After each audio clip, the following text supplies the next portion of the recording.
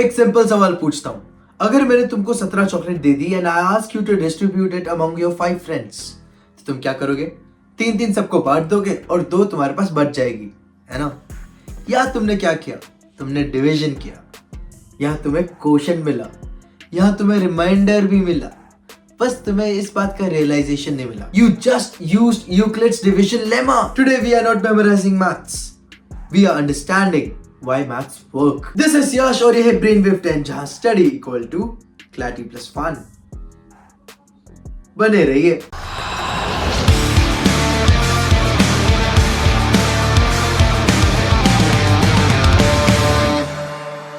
Now what is Euclid's division lemma? Euclid's division lemma states, given any two positive integers a and b, they exist unique integers q and r such that a is equals to bq plus r, where r is greater than or equal to 0 and less than b. Kindly read this again. A is equals to bq plus r, where r is greater than or equal to 0 and it is less than b. चलो इसे थोड़ा अच्छे से समझते हैं. A is equals to dividend, the number which is being divided. B is equals to divisor, the number which we divide. Q is equals to quotient, how many times B fits inside A, and R is equals to remainder, what is left at the end. And the most important condition, R is between 0 to B. Remainder can be 0, but remainder can never be equal to or greater than divisor. If it is, then division is not finished. चलो पहले example देखते हैं. Let a is equals to 17 and b is equals to 5. Divide 17 by 5. हमको पता है भैया 5 3s are 15, है ना? तो रिमाइंडर क्या बचता है हमारे पास? 2. तो कैसे लिखेंगे हम लोग? 17 is equals to 5 into 3 plus 2. Check करते हैं. R कितना मिला तुमको यहाँ पे? 2. तो भैया 2 तो तुम्हारा 0 से ज्यादा ही है ना? और 5 से कम है. तो भैया यूक्लिड्स डिवीजन लेमा तुम्हारा सेटिस्फाई हो रहा है. अब एक सवाल, can remainder be equal to divisor? Example देख लो. 17 is equals to 5 into 2 plus 5 लिख दिया मैंने. तो भैया ये ठीक है क्या?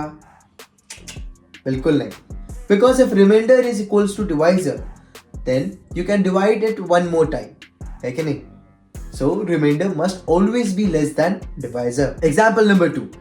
Let a is equals to 20 and b is equals to 4. तो भैया हमको तो पता है कि 20 divided by 4 कितना होता है? 5, है ना? तो रिमाइंडर यहाँ पे कितना आ रहा है? 0. लिखेंगे कैसे? 20 is equals to 4 into 5 plus 0. ये चलेगा क्या? अलाउड है ये? हाँ भाई बिल्कुल अलाउड है. This is why condition says that 0 can be less than or equal to r. But R should always be less than B. 0 is allowed. Negative or equal to divisor is not allowed. अब देखो students mostly किस बात पे confuse होते हैं कि Euclid's division lemma is equal to Euclid's division algorithm. बिल्कुल भी नहीं. लेमा क्या होता है? स्टेटमेंट होता है या फिर एक ट्रुथ होता है.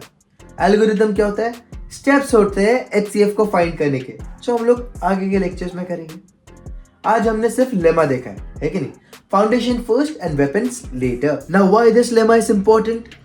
Using this single line a is equals to bq plus r, we can find HCF, prove properties of numbers, solve proof questions, build logic for class 11 and JEE. This is not a small topic.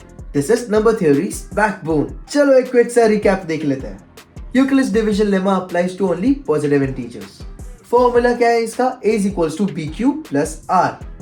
Reminder rule क्या है तुम्हारा कि 0 is always less than or equal to r, which is always less than b.